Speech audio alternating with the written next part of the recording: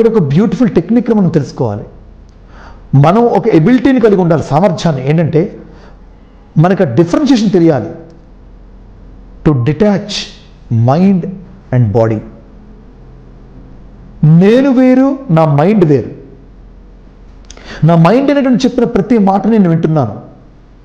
నా మైండ్ గతం కోసం తలుచుకోమంటే తలుచుకుంటున్నాను, నా మైండ్ ఫ్యూచర్ కోసం బాధపడమంటే బాధపడుతున్నాను.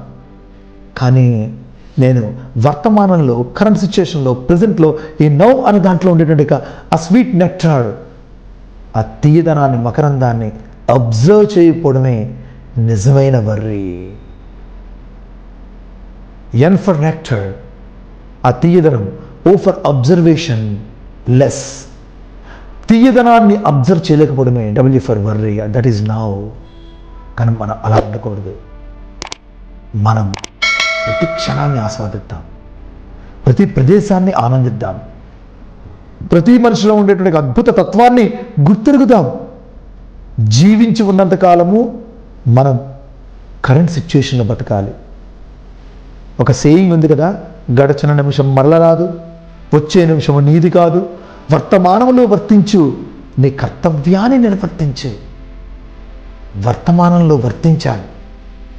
వర్తమానమే నిజమైనటువంటి మనకి జీవిత రసానుభూతిని, ఆ కమ్మదనాన్ని, తీయదనాన్ని, మాధుర్యమైన తత్వాన్ని మనకి తెలియజేస్తుంది.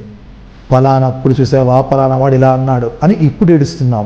అంటే అప్పుడు ఎలాగో వాడు అనడం వల్ల ఏడ్చాం, కానీ ఫలానా వాడు ఫలానా టైంలో ఫలానా విధంగా మనకు అన్నాడన్న విషయాన్ని ఇప్పుడు గుర్తించని కూడా ఈ క్షణాన్ని కూడా మనం ఏడుస్తూనే ఉన్నాం.